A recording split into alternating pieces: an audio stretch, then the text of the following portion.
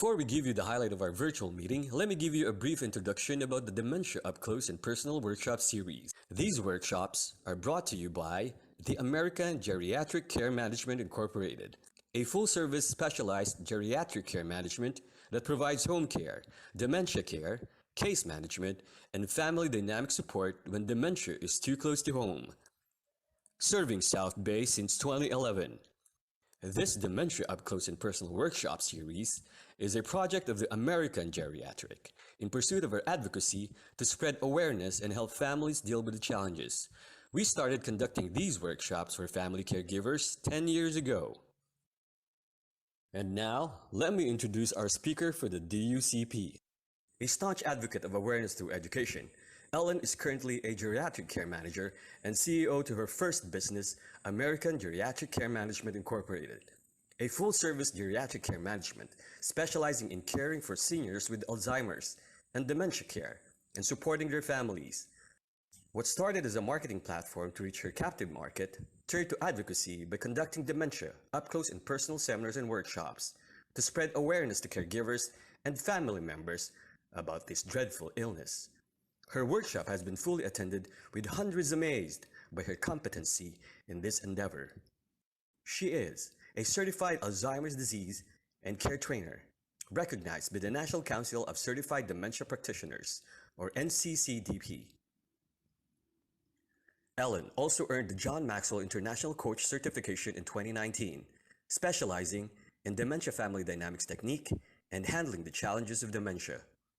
She is the president of the Filipino-American Chambers of Commerce Foundation, a 501c3 organization, and is also a founding board member of the Coalition of Filipino-American Chamber of Commerce, or COF-ACC, a national organization of minority chambers of commerce.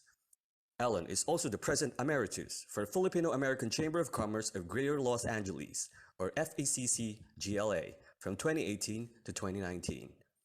Among all of the numerous awards and accomplishments she has done, Ellen was awarded the coveted prestigious title of one of the most influential Filipinas of the Filipino Women's Network in Paris last year. A serial entrepreneur, a visionary leader, and passionate advocate. Without further ado, ladies and gentlemen, I give you Ellen Sampson. Evening, everyone. Thank you for coming, and like to invite everyone to please pay attention because this is a very serious thing, but we'll just make it a little bit, jolly, but it's a serious thing. This is a picture. We've been a picture of our seminar series since way back. 10 years ago, we've been doing this. Been doing this for the last 10 years, and we started as an advocacy. It's a marketing thing, but you know what? As we went along, hundreds of caregivers that we've trained, families, and we're proud that we're entering our 11th year of doing dementia up close and personal. And the COVID-19 pandemic did not stop us from pursuing this advocacy and helping people, understand and be aware of this very dreadful disease. What is dementia? Dementia is brain failure. If you look at my screen, it says here we have the small brain and the big brain. Why you do that? Why it become that way? So symptoms of dementia can be caused by a number of disorders that affect the brain. You know, in, it is an impaired intellectual functioning that interferes with daily life. And we lose our ability to solve problems and maintain emotional control. And there are a lot of personality changes and behavioral problems such as agitation, hallucination, delusions that come along the way.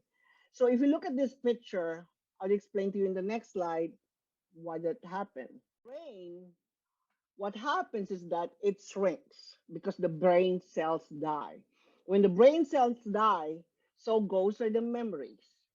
And the first to go is the memory, the short-term memory, which I will explain later why. So there are a lot of kinds of dementia. We have the Alzheimer's, Lewy body, vascular dementia. You could all Google this. You, there's a lot of information in the internet to give us, give us more details on this illness. But Again, a lot of people are so um, they're kind of curious on what's the difference. Dementia is the umbrella, and there are a lot of kinds of dementia, and the biggest is Alzheimer's. Alzheimer's is 60 to 80% of all dementias. But the last time I just talked to a doctor, and she said, you know what, vascular is catching up. Strokes. It can also cause dementia. Okay, they're estimated 5.8 million. One out of 10 at the age of 65 or older as of 2020 have Alzheimer's or dementia. It happens with 85% older and or older, but it doesn't you know what? It doesn't spare the younger people. We have what you call the early onset. You know, those who watch Still Alice, maybe you would know about that, the early onset, and then it's projected to increase by 13.8 million. So how will you say it's dementia? You know, is it because it's so hard to actually tell people or to label people, oh, because she's forgetting things, she has dementia. But confusion and forgetfulness can sometimes be pseudo dementia. Sometimes, you know, seniors, when they lack water, they don't drink enough water, they have confusion. Dehydration can cause a lot of minor problems like, you know, confusion and infection. So, and it could also, and depression could also mask as dementia. And then medication side effects. When you're taking antibiotics because you have infection, you know what, it could cause confusion and might be, you know what, interpreted or by a layman as dementia. Underlying medical conditions, you know, when a senior, usually seniors are very prone to infections. It all, I had a talk with a group of seniors in a senior facility in Brookdale, and they were asking, what do we have to do to stop it? There's no known cure for Alzheimer's. Dementia, there's none. But the first thing you have to do so that you can save whatever onslaught is going to give you, drink your water. Drink your water. P- Seniors who are dehydrated get a lot of infection. So it all starts there. So when they ask me, how do I stop it? Can't be stopped, but you can drink your water. Okay. There are a lot of medications. You know, you have the Nebizil, Racidin, you know, these are a lot of, it's written here, a lot of medications, but they also have a lot of side effects. I'm not a doctor, but we could talk about it one on one because you know what, there's no one size fits all. But I am not a believer of donepezil. If your loved one is already 85 years old, uh, maybe on the early onset, like around 60, 70, you still have time to fix it. But donepezil, they say slow it down, but the side effects are really, really, how would I say, scary because they don't make your senior sleep. A lot of this side effects affect their memory and even their mood swings. You would see here side effects: dizziness, headache, confusion, constipation, a lot of things. I don't want to talk about much of it, but here's a video I want to show to you guys so you can see um, a small description on how this dementia or Alzheimer's progresses. What is Alzheimer's disease?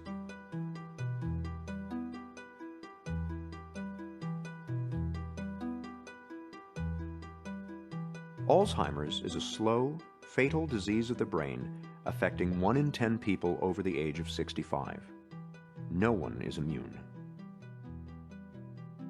The disease comes on gradually as two abnormal protein fragments called plaques and tangles accumulate in the brain and kill brain cells. They start here in the hippocampus, the part of the brain where memories are first formed. Over many years' time, the plaques and tangles slowly destroy the hippocampus, and it becomes harder and harder to form new memories. Simple recollections from a few hours or days ago that the rest of us might take for granted are just not there. After that, more plaques and tangles spread into different regions of the brain, killing cells and compromising function wherever they go. This spreading around is what causes the different stages of Alzheimer's. From the hippocampus, the disease spreads here to the region of the brain where language is processed. When that happens, it gets tougher and tougher to find the right word. Next, the disease creeps toward the front of the brain, where logical thought takes place. Very gradually, a person begins to lose the ability to solve problems, grasp concepts, and make plans. Next, the plaques and tangles invade the part of the brain where emotions are regulated. When this happens, the patient gradually loses control over moods and feelings. After that, the disease moves to where the brain makes sense of things it sees, hears, and smells. In this stage, Alzheimer's wreaks havoc on a person's senses and can spark hallucinations. Eventually, the plaques and tangles erase a person's oldest and most precious memories, which are stored here in the back of the brain. Near the end, the disease compromises a person's balance and coordination, and in the very last stage, it destroys the part of the brain that regulates breathing and the heart. The progression from mild forgetting to death is slow and steady, and takes place over an average of 8 to 10 years. It is relentless and, for now, incurable. Helping your family, friends, and neighbors to better understand Alzheimer's will reduce stigma, improve care, and even help the fight for a cure. Thanks for helping to do your part. Learn more at www.aboutalz.org.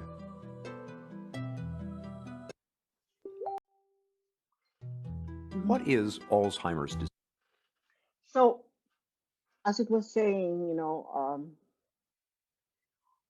that's a scary video, but we have to show it to you guys. So let's do it on a layman's term. What is dementia? Dementia is brain failure. It's not a part of normal aging. If there are some people who say, "Oh, you know what? She's old, so it's okay." It's not okay. It's not normal. It's a disease. I always mention, you know what? I'd rather have, personally, I could say, I'd rather have cancer or other illnesses because when I go, I have myself. But with dementia, you go not remembering who you are. So it's one of the most dreaded illness, dementia and Alzheimer's. That's why we are advocates for this, for finding a cure. Even though right now millions have been spent, but nothing has been done yet, nothing has been accomplished. So it's more than just forgetfulness, and it makes independent life impossible. How can you make good judgment when you don't have the facts? Because when it enters your brain, suddenly dissipates. You don't have a basis. And the first thing to go is the brain. The first thing to go is the short-term memory. That's the reason why a lot of seniors they keep on asking the same question over and over again. As we go along, I'll discuss that with you. When brain cells die, so goes are the memories. The first to go are the cells that process long-term or short-term memory, the one in the hippocampus. So what happens is that they will remember what they ate when they were still in maybe high school, but they will not forget, but they will not remember what they just had for lunch. They don't remember, it doesn't get stored, so it's just like bounces back. That's the reason why they can't make good judgment and it makes independent life impossible. That's the reason why they always refer to stories way, way back. Not because they love the story, it's because the brain, that's the only data that the brain can process, the failing brain can process. They will just say, "Oh, during our time we did this," or during, they keep on referring to that. So those stories, others like with the frown knife, she said that she says that over and over again. It is because that's the only thing the brain can remember. And we're not doctors. You can say, "Oh, you know what? Because she keeps on repeating herself, we just diagnose." Oh, you know what? Only doctors can diagnose Alzheimer's, but there are some telltale symptoms that you may like to check, which would trigger, a doctor's appointment and for them to ask, do some tests. So it's just a primary physician, neurologist, and neuropsychologist. There's certain CT scans, MRI, and medications. We don't self-medicate. Of course, these are prescription medication, but only doctors can do this, can diagnose. The test, there's what you call the SAGE. And then we have the mini mental state exam, and there's self-assessment tests. There are a lot in the internet, but mini mental state exams are administered at the doctor's office. There's what you call in the internet the self-administered cognitive exam, which you can do it for yourself. I always tell seniors, like, of course, it's scary to be confused, but you can do it. You can test yourself, go to your room, and maybe answer the test, or maybe a family member can do that. However, you know what? If it's positive, go and see the doctor, for other tests to confirm that, the diagnosis. Or if it's negative, just go to Costco and have it printed and blown up, because you know what? Congratulations, you still don't have it. So, and also there are some tests right now that, this is for the functional medicine, the RECODE and the reverse program. 20 years from now, there's a possibility that they will know, will you have it or not. It is, I'm not a doctor, but you can have readings on it, but your possibility of having it if it's in your family, in the history. So it's genetics. You may have it if your mom had it. Okay, basic rule for dementia care. This seminar or this workshop is not here to tell you, oh, this is dementia and rattle all these things. What is the objective of this seminar? It's actually to um, allow you to breathe, because there is a way to handle this. There are rules, or there's a science to it. I'm talking to you as a caregiver of my auntie. Every time the one you saw during that song, I will remind you. I always cry listening to it, because I I'm that little girl that she took care of. Now she's in stage 6. She doesn't remember me. She knows I'm the girl with the white hair. She knows I'm good to her, but she doesn't have a name, but she has a face. So now I would like to impart you some of the tips and what we learned along the way, and some, trainings. And this one, basic rule for dementia care. There is no reality orientation in dementia care. We have to look at every situation from their perspective, and we have to live in their reality, We'd not like to yours. acknowledge the presence of our event partners, Mr. Theodore Fiawoo of Modern Woodmen of America. Shared values, yours and ours. That's what makes Modern Woodmen of America, a fraternal financial services organization, different. Touching lives and securing futures since 1883. Built and owned by members. Together, we impact your community and what matters to you. You may contact them at 909-837-3864. Hello, everyone. My name is Theodore Fiawoo. I work with Modern Woodmen as a financial representative, and I co-hosted the Dementia Upclose and Personal event with Ellen Sampson. Thank you for those who attended, and if you could not attend, we missed you. But essentially, when Ellen came to me with this idea of co-hosting Dementia Up Close and Personal, I thought it would be a great way to give back to the community, bring awareness to the illness, disease, and kind of just let everyone that attended and who did not attend know what we could do from a financial planning perspective, just to prep you, kind of get you prepared for what can happen financially if unfortunately you do encounter someone in a family or close relative with dementia. So if this resonates with you, feel free to reach out to me, and I would be happy to help you plan for that unfortunate circumstance in life. My number is 909-827-3864, and my email is Theodore, Theodore, .n as in Nathan, .Fiawoo, Fiawoo, at mwarep.org. Have a great day. Fraternal benefit societies are not-for-profit organizations that help their members protect their financial security through a variety of life insurance and retirement products, and empower them to support a wide variety of charitable and volunteer initiatives that improve the quality of life in their communities. Fraternal members like you are a powerful force for good. A nationwide group of nearly 9 million individuals who annually invest 90 million hours and $500 million in local outreach, one of the largest community volunteer networks in existence.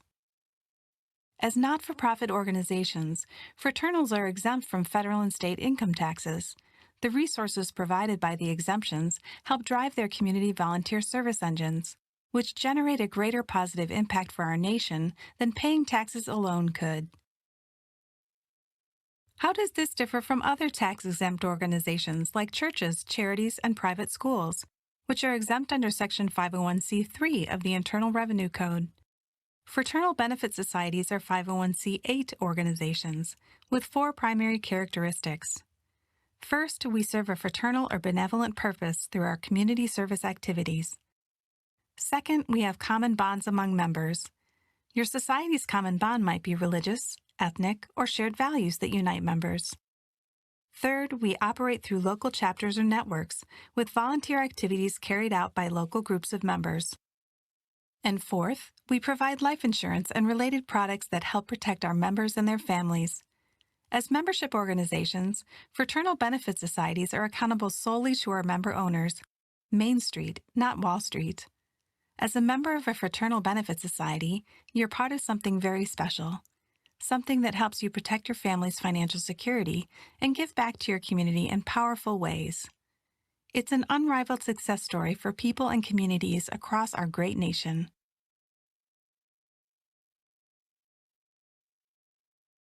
Fraternal benefit societies are Ms. Heather Baker of Caring Transitions, Senior Relocation, Downsizing, and Real Estate. You may contact her at 844-220-5427. Ms. Lou Sampson of American Care Professionals Referral Agency, giving you alternative senior care options. For caregiving opportunities, please contact her at 310-938-9393. Filipino American Chamber of Commerce Foundation supports effort to address challenges of entrepreneurs in taking care of the home front. My Own Eva, your own executive virtual assistant. Empower your business to do more.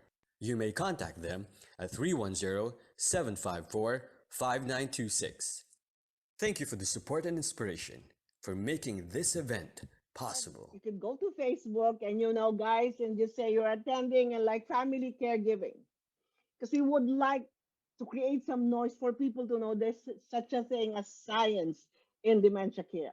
So please, if you're there, go on, hold your phones, go on Facebook, check in Dementia Up Close and Personal, and say put family caregiving. Okay, thank you. Okay, if I may go back to that slide, I want to go back to that slide. This one. Okay, reality orientation has no business in dementia care. What do we mean by this? My aunt, every time she would like to go out, we would go out if there's some sun, she's we have a big lawn here in the backyard. So you know what, we go around, and then since it's already warm, and you know what, she can't have too much sun. So I'll bring her inside, and then you know what, I would sit her in our living room, and then she would look at the window and she would say, "Hey, you know what? It's raining cats and dogs. There's thunder, there's lightning." And then I look and I would say, "Oh yeah, say for example that happens to you and you don't know dementia care. You would think like, hey, auntie, look, we just came out from outside. Remember we walked around?" Of course, she would look at me, or auntie would look at me. If I did that, she would tell me like, "You think I'm lying, huh? You think I'm making this up?" She will get agitated because I'm treating her like stupid. So I'm giving her reality orientation. But since I know dementia care, you know what I'll do? Oh, Auntie, yeah. Okay, tell me about it. But of course, it's giving me a headache, thinking that it's really sunny and she's seeing things. So I'll tell her, instead of telling her, no, it's not, I'll just say, oh, yeah, so what's happening? So what you're seeing? Tell me about it. And then after that, I'm going to redirect her. Auntie, come on, let's watch TV. I'm not going to tell her she's wrong, but I will redirect her. So she's not going to get mad at me. Because you know what? Put yourself in her shoes. From that situation, you know what? That's how her failing brain is processing what she's seeing. Shadows, shadows, noise, distractions. It it affects how the brain is processing all the senses. So if in case they say that this wall is red, even though it's white, yes, it's red.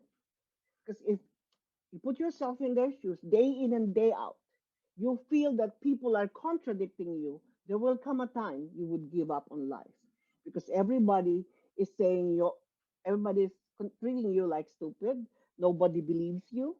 If families do that, even though they're very very nice to their senior or to the family member, but if you always contradict them, eventually they will give up on life because what is there to live for and everybody is not believing you.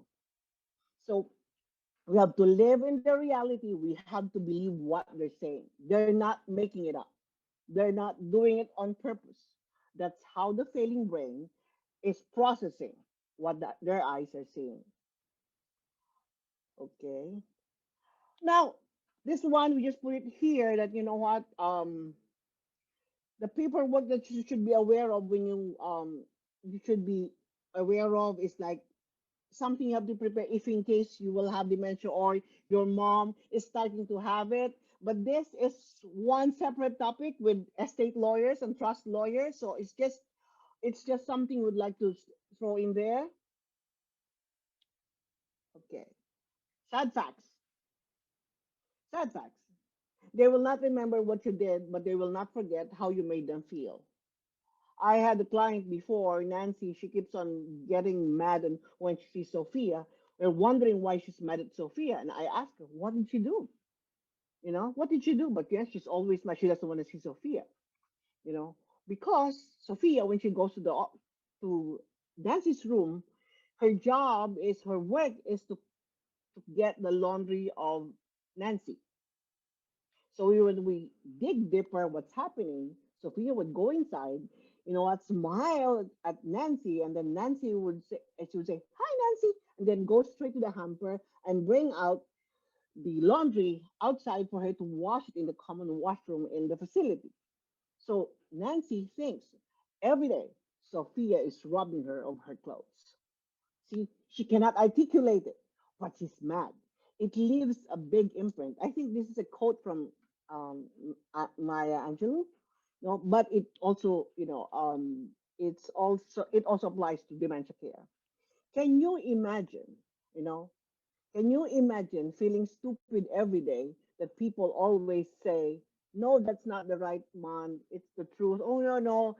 Some seniors would say, "I want to go home." You're home. Why would you go home? We contradict them. Okay. There is this thing. There's this thing about 90/60 mind. Some seniors with Alzheimer's disease are living in 90-year-old body with 60-year-old memory because the brain cells that are holding the memories from 61 to 89 got erased. The patient's memory is at the age of 60. This is the long-term memory that is now their reality. I'll give you examples later about some case studies that and we saw that this holds true. Look at this. Look at this is Mary. Look at Mary when she sees herself in the mirror. You think she's seeing the wrinkles? No, because the brain is failing. She's seeing Mary as the beautiful lass who maybe is writing letters or maybe this a writer during her time. So let's see on the other example is look at that. When her memory from a certain portion, she just remembers that this lady is she remembers her teen days. She doesn't remember what happened maybe 30 plus. Look at this one. The nurse, see, the way they see themselves. The scientist, the chemist.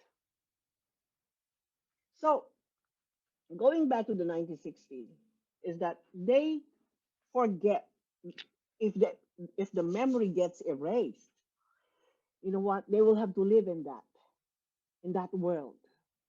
They will have to talk about it. Like, you know what? Say, for example, since you know what? This guy, he was formerly a chemist. When he does the coffee, he thinks it's mixing, chemicals or compounds. And that's the reason why families should be aware that they have to live in their reality and make sure maybe since they understand they know who their family members is, if they have to be observant which part of memory got erased. And if that's the only one that's left, live in that memory. Don't bring them to your reality. Why is there so much resistance to care? You know, we unknowingly, sometimes, we love to do things for them. We love to do everything for them. We would go like do shopping for them. My aunt, I would ask her, Auntie, it's time to take a shower. And she would say, No, I don't want to take a shower. Like, oh no. You know what? She doesn't want to take a shower. So, you know what? I would tell her, hey, I will help you. Why will you help me? I'm not a baby. I can still do these things.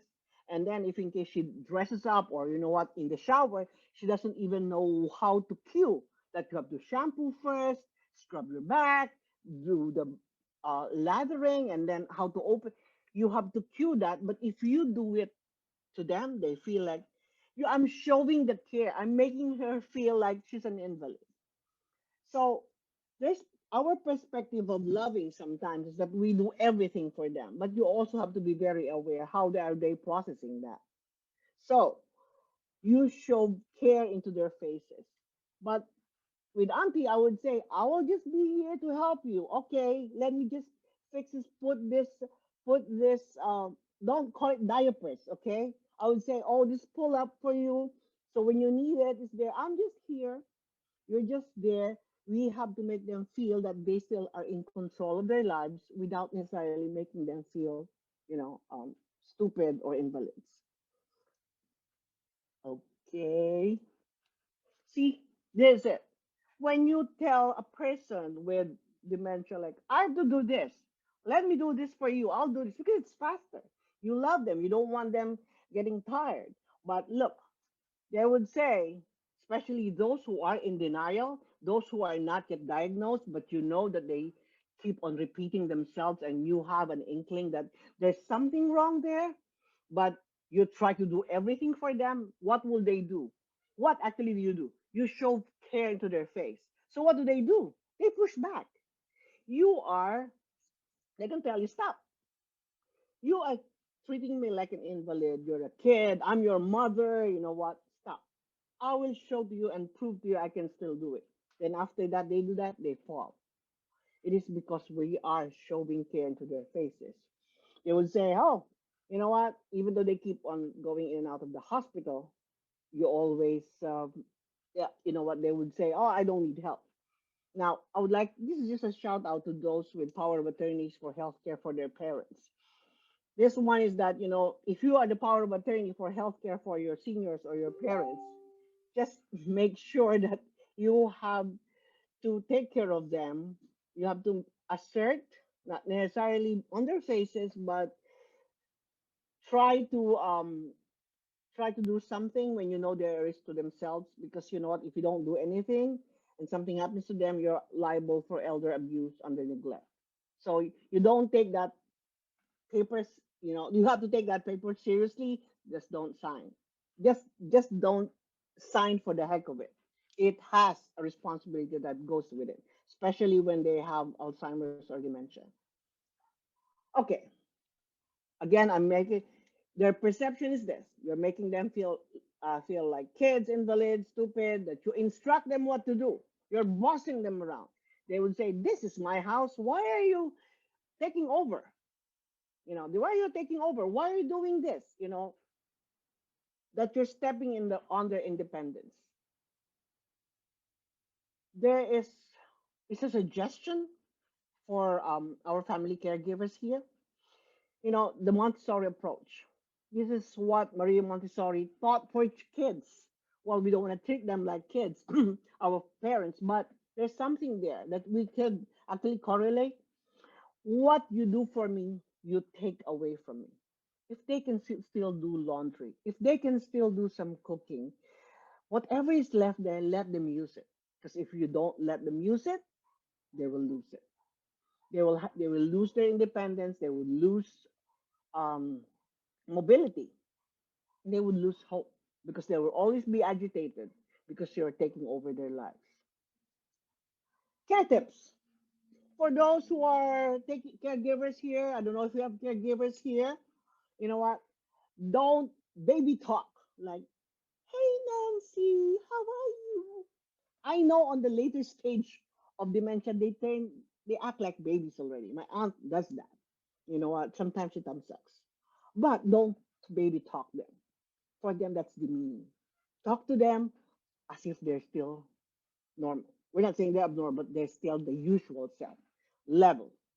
And if you know their background, like say for example, during younger years, you know what, or you're the caregiver, maybe if you have a caregiver, tell them what's the background of your mom, what's the background of your dad. He used to be in the military. You know what? Maybe you tell your caregiver like, sir, you know, teach them or tell them the background of your parents so they know how to address. And don't treat them like children. Don't boss them around. Don't hover around them if they are not a fall risk. They're not a contact guard assist. Don't. Just be there, always on the lookout. Because you know what? If you're doing that, they would feel like they're losing their privacy. Just always say, "Oh, I'm just here. I'm just here." And don't give them too many choices. Say, for example, your mom is having dementia or you're taking care of somebody with dementia. Like, "Mom, what do you want to eat today? Do you want blah, blah, blah?" You recite the whole menu. Or what do you want to dress? What do you want to wear today? And you open the whole cabinet. That is so enormous and overwhelming for them. So, suggestion, guys, is you know what? Two choices only.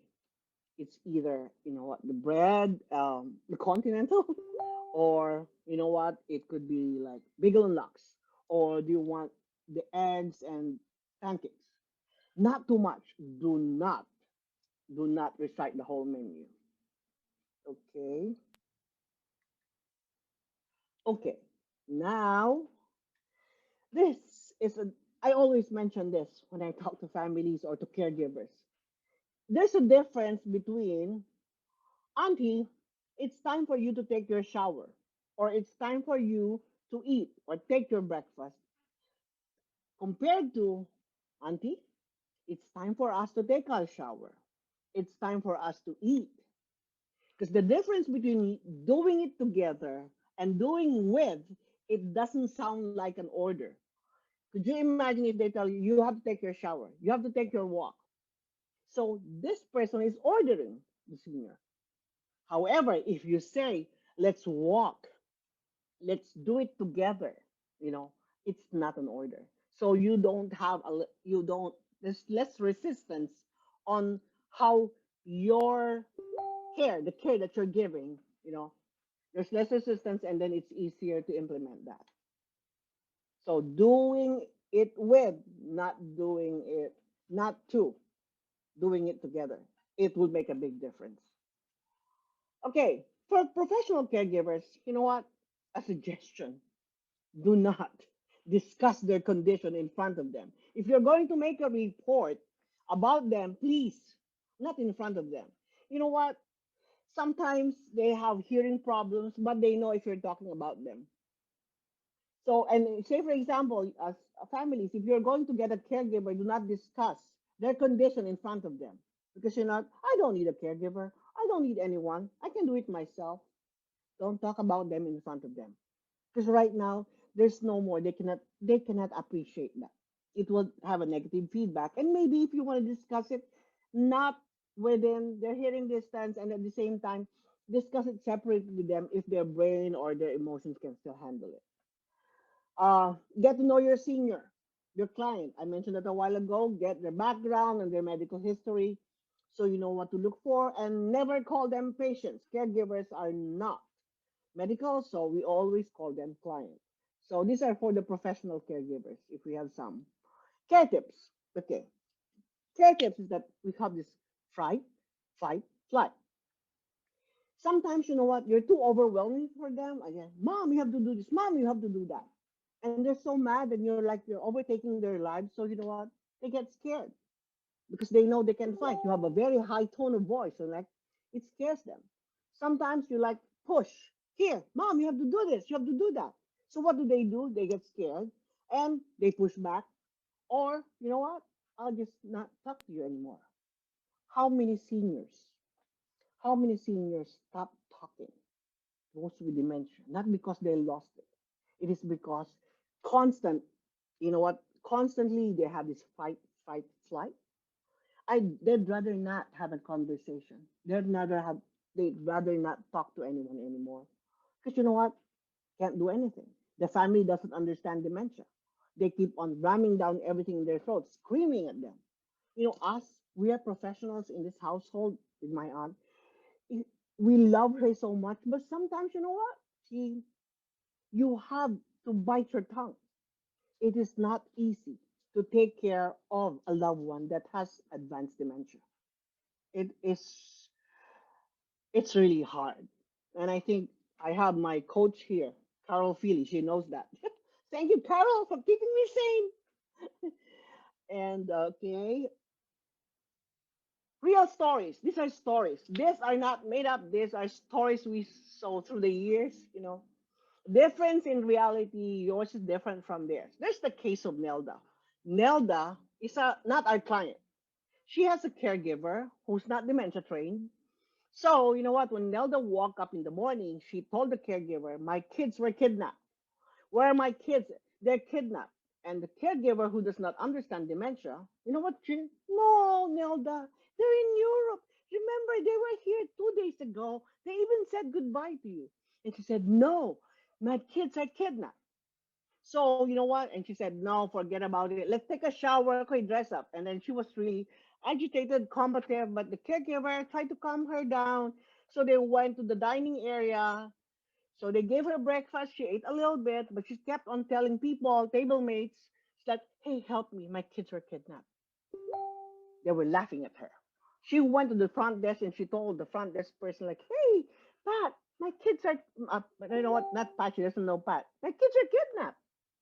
And then Pat said, oh no, they're in Europe. Don't worry about it, Nelda. Go back to your room. Oh, baby, you can join the exercise class. Nobody believed her. At exactly 2:07 in the afternoon, Nelda died of a heart attack. Just put yourself in her shoes. Because the caregiver does not know her history. She was not advised that at the age of 7 years old, both her kids were kidnapped. She was reliving a memory. And nobody believed her. Could you imagine? Put yourself in her shoes. That is her reality. Nobody believed her.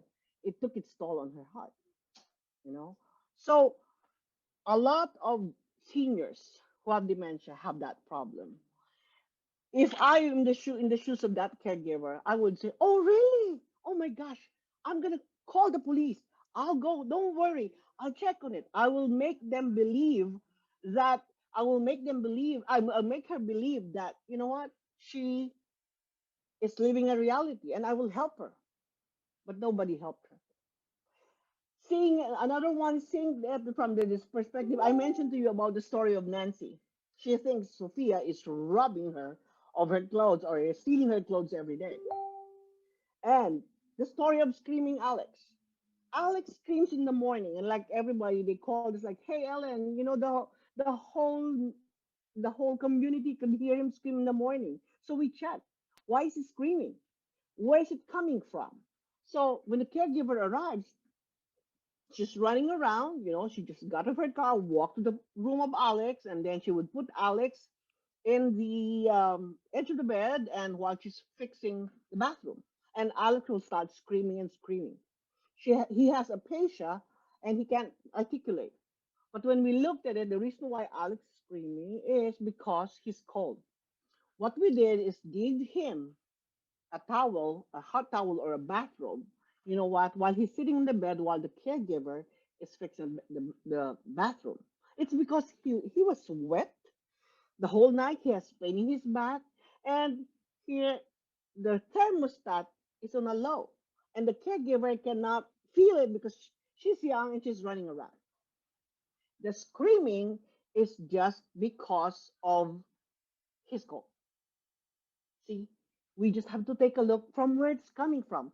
All, all the mood swings, all the agitations, it's not something that's gonna come up just like that. It came from somewhere. And as family members, we have to take a look. As caregivers, where is this coming from? And of course, Janati refusing to take a shower. I told her it's time for us to take our shower. She said, "No, it's too cold." So you know what I did? I put up the thermostat of the house, and you know what? We are all perspiring, and it's time for us to take a shower. And she said, "Yeah, let's take a shower." Or when you ask them to take a shower, just make sure that the bathroom is already heated. The water is already running so that, you know what, they don't feel the cold. One of the reasons why a lot of seniors, they don't want to take a shower because it's cold. And we don't know why some are not knowledgeable that that's the number one reason. Not because they don't want to, or maybe pain, but it's usually they're cold. The perception of shiny floors and shadows. This is new. I got it from one of the seminars because my auntie, she will all say, "Oh, the whole house is flooded," and you look, there's none. It is because from the sunlight, you could see that the shiny floors are the ones like it looks like water. They're very sensitive to shadows. At night, you know what? Early night, we at night, I love it around 6 o'clock when there's sundowning because she has sundowning. We have to close all the blinds, all the windows because she's afraid of the tiny sparkles. And as it goes along, shadows of the curtains make her scared. So these are the things because it all, let's attribute it to the failing brain. The brain is the CPU for a computer. Everything comes from the brain and it tells how you perform. Now, if the brain is failing, you know what? It is one of the brain's failing, these things happen. Oh, okay. Use the remaining long-term memory, the happy ones only to redirect. We'll talk about that later. Okay. And then the positive approach. You know, this one's for the caregivers, but I just want to mention this about, you know what? Walk slowly, approach from the front, move to the side. When you talk to your mom, do not talk to her this way. Like face to face, always on the side. Because if they have problems with their eyesight, you are one big face in front of them. So always go on the side. Like, hey, mom, yeah. You know what? Do not, never confrontational. And never look down. Like, say, for example, when they are sleeping in the bed or for the caregivers, don't look down. Because you're saying that, hey, it's time for you to wake up. And then, particularly for the caregivers, who they don't recognize you and they would say, who the hell are you telling me what to do? I have a back pain, I'm wet, and I'm so confused, and you're telling me what to do? So when you talk to them, especially when they're in bed, make sure that you crouch down low, eye level, and call them by their name. Don't call them sweetheart. Don't call them pet names. Call them by their name and offer your hand, your warm hand. Do not give your cold hand. Okay. Um, Techniques. This is for caregivers, but I just want to mention this: like connect, assess, respond, evaluate what works, share with the team. This is more complicated. This is a part of the caregiving seminar. Okay, there are ways to say I'm sorry. It's okay to say I'm sorry to them. This is how you say it. I'm sorry. I got this from Tipa Snow. She's one of the best instructors in dementia. I'm sorry I was trying to help. I'm sorry I made you angry. I'm sorry you're right. I had no right to treat you like a child. I'm sorry that happened. That shouldn't have happened. Let me see what I can do. I'm sorry this is hard and I hate it for you. Okay, again, they told me, can you please help us to have more awareness by making us visible in social media? Please put in senior care, hashtag senior care in Facebook. And by the way, I might forget, we have a Facebook page. It's Family Caregivers Support Group. Join us. You know what? We could discuss, you could feel, when you're a family caregiver, you would feel that you're not alone. And we share articles and, we help share you the experience. Share with you our experience so you know what we can um, maybe share best practices on how we can help our seniors or our families. Okay, this used to be a fun thing, when I was doing it live. But funny thing is eyesight. Do you know when you're senior, we have what you call, so everybody try it there. When you, the scuba goggles, when you do this, they're big, you know. So I could still see the side a little bit, wide angle. I could still see. Now, say for example, you're having cataracts and macular degeneration, so you have the binoculars smaller. It's small, so I can't see my sides. I can only see in front. Now, sometimes you know what, one eye goes, and so I have one eye jack. Still binocular vision. Could you imagine that if a person goes in front of you and you would see that this one, and you do not practice what I told you, so you have a big face in front. You have to be mindful that these people have problems with their hearing and their eyesight. If you go in front and then sometimes they can't see what you're gonna touch. Say for example, they messed up. They need their pants need to be changed, or you know what, they did number one, number two, and they need to be changed. Because here, what happens is you go in front of them, you have your face, and suddenly your hand yanks off their pants because you're gonna change their pull-ups. What would they feel?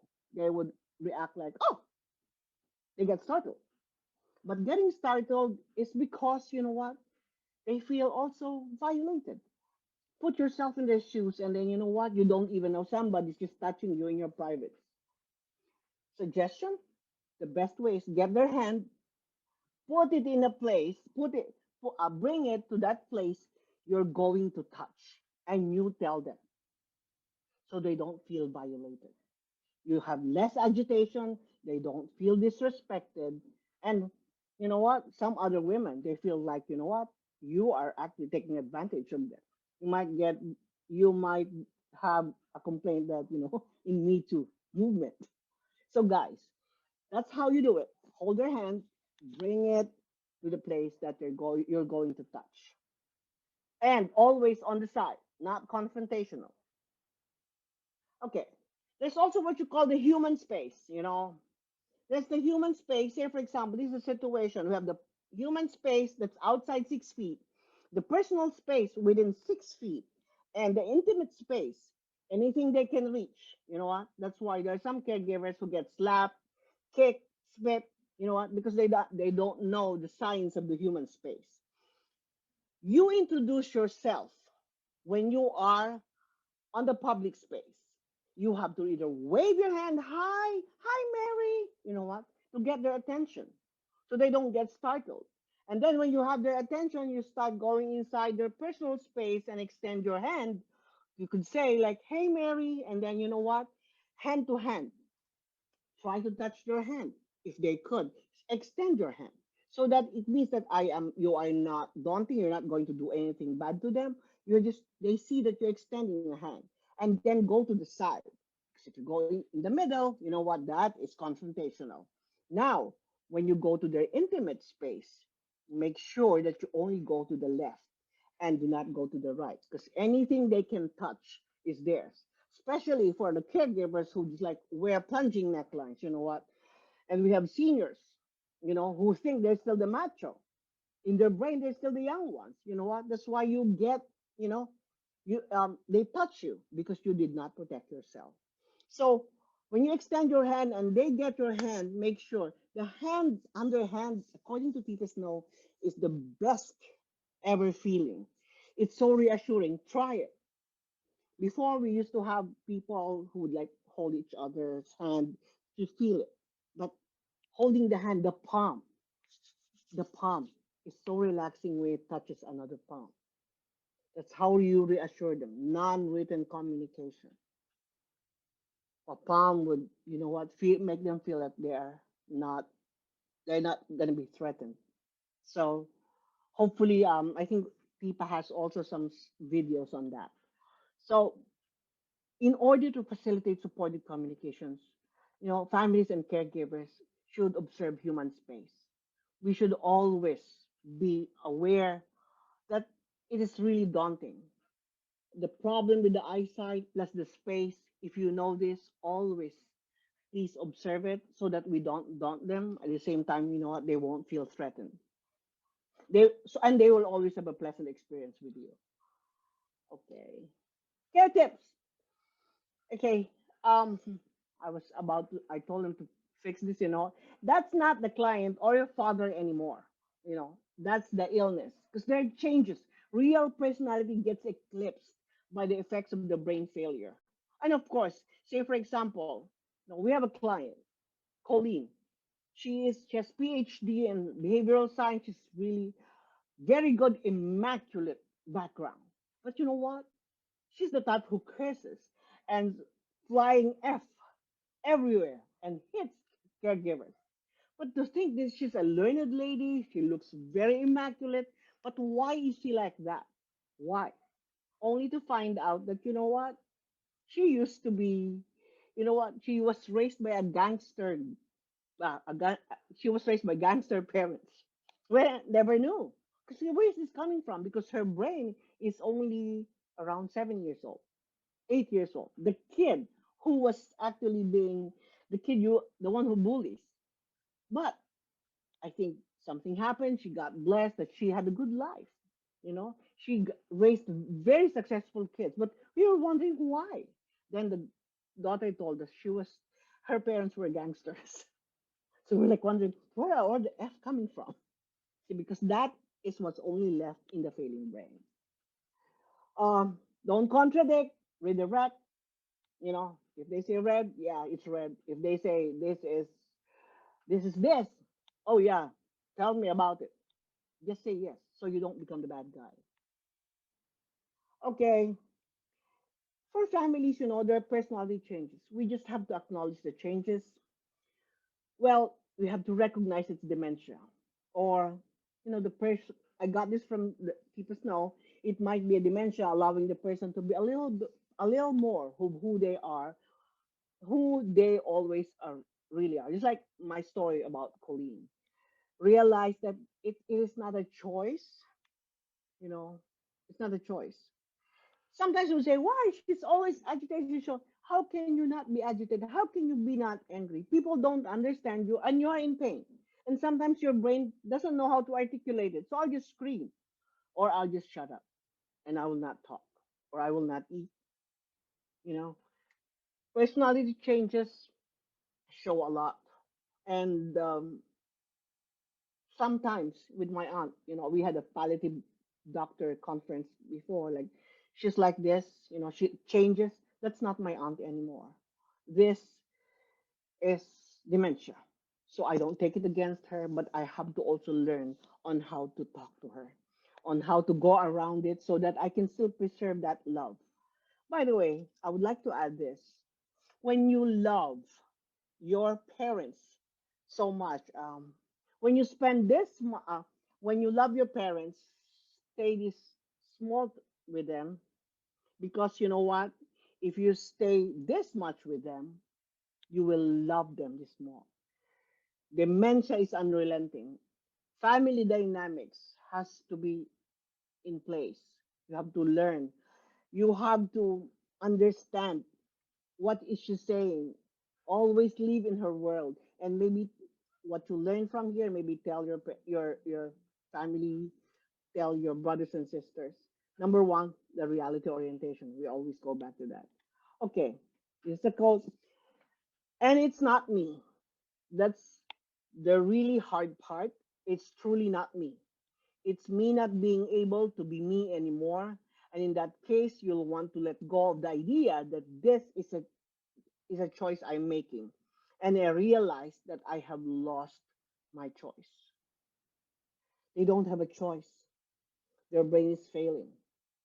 It's giving, when I read this, it gave me goosebumps because I can see it with my aunt every day. That's not her. Today, you know what? She was saying that I'm so confused. So what's the problem, auntie? And she would say, I don't know. Why are you so mad at me? And like, I'm not mad at her. See, the thing is, they can't control their emotions anymore. Sometimes, we're in virtual church meetings, she would just laugh.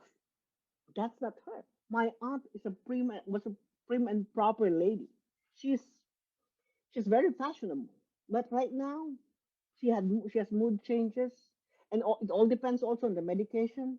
You know, their mood changes, there are a lot of behavioral changes. Ways to communicate: empathize, be genuine, believe in the reality. Don't say, "Oh, it's gonna be okay." No, you're fooling them. You're pulling their leg. It will never be okay. So just, what? Empathize with them. Feel their pain. And then just say, "Tell me about it." You know, if they say, "I want to go home," you know, "I want to go home" means that they're looking for comfort. Home is comfort. Redirect and maybe distract, like somebody is brushing her teeth with a toothbrush. Maybe, "Oh yeah, this is better." You give the right toothbrush. Or maybe she's using it to brush her teeth. Just replace it. Redirect.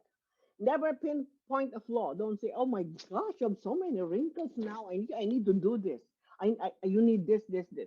Don't. Or like, "Oh, what's happening? Why can't you walk straight?" Never pinpoint a flaw. Never say, "Remember." Never. Don't use the word would instead of can. Would you read this? Not, can you read this? Use nonverbal or sign language. Sometimes, so like my aunt, sometimes, what she would say, uh, she would say something, and I would like to say, because she has problems with hearing, I would say, "Okay, yeah, you want to eat? Want to eat?" Or I would say, you know what, sometimes, or like, sometimes she photo bombs my Zoom meetings, and I would tell her, you know, and she would say, "Oh, okay, later." See, because sometimes they're hard of hearing, but communication using your hands, you know, you can give understandable verbal cues too, like, "No, yeah, oh, let's sleep, wanna eat, oh, my tummy hurts." They see that verbal, that one they can still, understand, because sometimes it's the hearing that's impaired. Causes of agitation, I mentioned that, medical, physical, too many choices, cannot articulate what they want, and the caregiver and client is not a good fit. You know. Okay, the effects, this I always mention. Constant agitation causes depression, constant depression causes a myriad of medical issues leading to death. If you're if she is constantly agitated, eventually she would give up on life because she will be depressed. Just like I mentioned to you. Thoughts. Could you imagine if you do not know where the agitation is coming from and not know how to adjust and address it? They are alone and lonely in battling this disease, and you can't help them because you don't understand. You don't know what to do, you know? So, uh, hold on. My dog is barking. Yeah, hold on. Okay. So, another tip, the reset. This one I love saying. Audience participation. Okay, all of us, let's close our eyes. Let me invite you to close your eyes and imagine this situation. When you arrive from work, You saw your mom when you open the door, you saw your mom on the floor, and there's poop everywhere. And she started doing this, she's all messed up. So what will you do? The normal person would go like run and say, "Mom, what are you doing?" And she's gonna tiptoe, like fix everything, like you're gonna clean her up. But then you know what? All this anxiety she would feel because you know what? You're so anxious. What can you do if she already messed up? As long as she's not bleeding or what? You know what? Suggestion: you have to do the reset. What you can do is you go in, go see that, turn around, open the door, get up, close the door, and if there's no one there, you know what? Breathe and do this. Or scream. Or maybe you would like to do that in the bathroom or somewhere enclosed or outside. Like breathe and then breathe out and wring it out of your hands. Do it 3 times. And if in case you're good, you have already got, you already, how do you call it, took the anxiety out of your system, then breathe and then go inside, open the door, and you know what? Mom, what happened? By that time, you already have a different perspective. You're not going to transfer your anxiety to your mom. Even for caregivers. Actually, for caregivers and office worker, you can also do that when you have a bad coworker.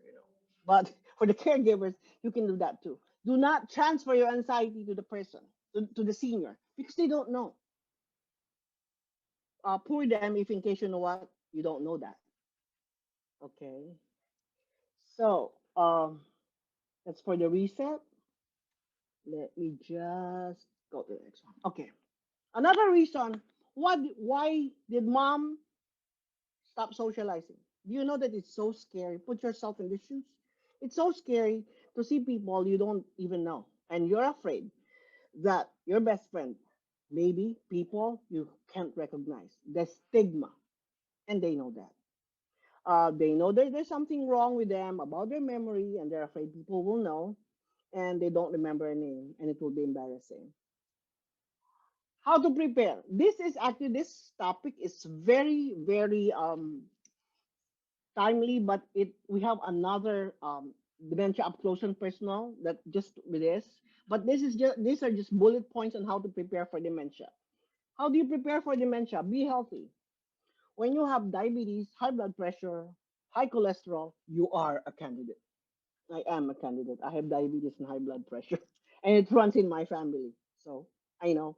Now, the thing is, since I want to prepare for it, you know what? I'm writing down the happy moments of my life. When I say happy moments of life, I'm going to mention to you later. And then you have to prepare your legal documents and estate papers because you don't want Uncle Sam making a decision for your health.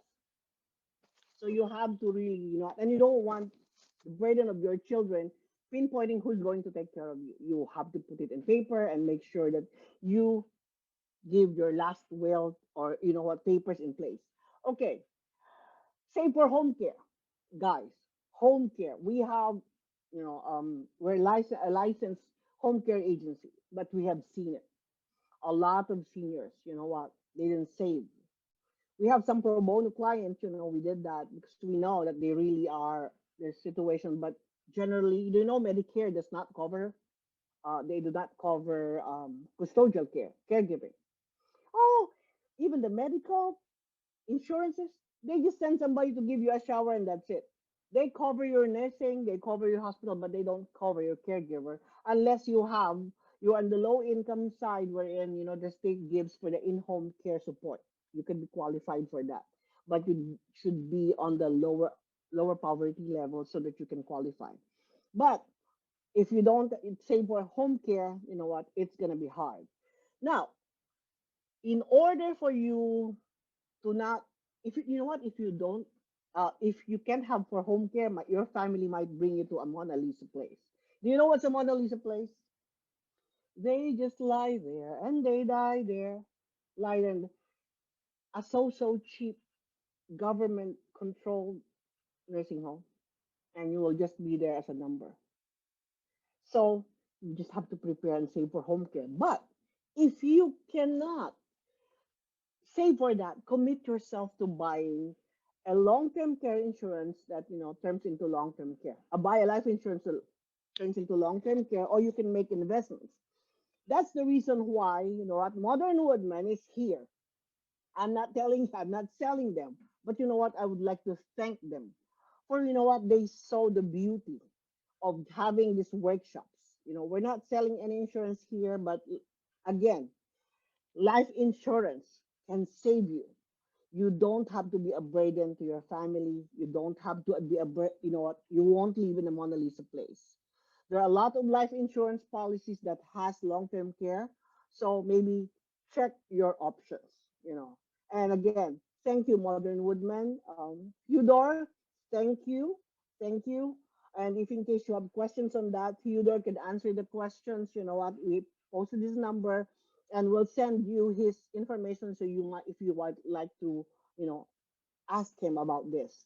And then, of course, you do the financial planning and then attend the UCUR workshop and then plan with your family. Plan. This is not done by just one person. It's a family thing, in order to prepare for dementia. Talk to your kids. I told my kids I want my coffee black because eventually I will forget it. You know, it goes to this: how to be prepare. Okay, I think this is the notebook. Yeah, okay, this one. Who here watched the movie The Notebook? The Notebook, wherein what they wrote the happy moments. You're still okay right now. You still have the marbles. Write down or in a blog or a happy moments, every happy moment in your life, because eventually when you lose it, your caregivers and your family will redirect you to this, the happy moments. You will always be in a happy place. Okay. And then, okay. Whether you had contact, this is usually the problem, people, 100 plus signed up for this. 32 people only showed up. Not because, they don't want to, but it's something. Dementia is kind of painful to face, you know, whether you had contact with dementia or not. Reading and hearing it is a confronting experience. We don't get so much likes, we don't go, unless you're there, you know. People chant these talks and stories as an act of self protection because it's really hard to feel it. But I thank the people who are here who wanted to listen about it for confronting it and being prepared for it because we really don't know what's gonna happen in the future. But this is a way of preparing yourself or preparing for your loved ones. If in case people shun this, you know what, um, it lessens the impact of our advocacy to raise the much needed awareness. So, you know what, maybe talk to people, mention about it, research about it, and then again, no reality orientation. Word about dementia because sorry seem the hardest word to say. I have um, friends who attended and they would say like, hey, Ellen, how I wish I could have heard this before, mom passed away. But it's not too late, guys. The word, spread the word about Thank dementia. you, Ellen, for a very informative and an eye opening presentation of dementia for the families. It really captured not only the attention but the hearts of all who are present here tonight. After this workshop, I am sure that there will be a great difference to how we speak, approach, and live with our senior parents. And before we end our workshop, we will open our floor to any questions or comments you might have. Please write them in the chat box, and our staff will read them Frost for you. from Jackson. His question was, how do you manage if a parent doesn't swallow his or her food, but just hides them once you're not aware or looking? Okay. That is I think the parent is already on the last stage of dementia wherein there is they can't swallow anymore. You know what? Because the brain is the one telling telling the throat swallow, or like that's stage 7 already. So and then the brain will tell the lungs to breathe.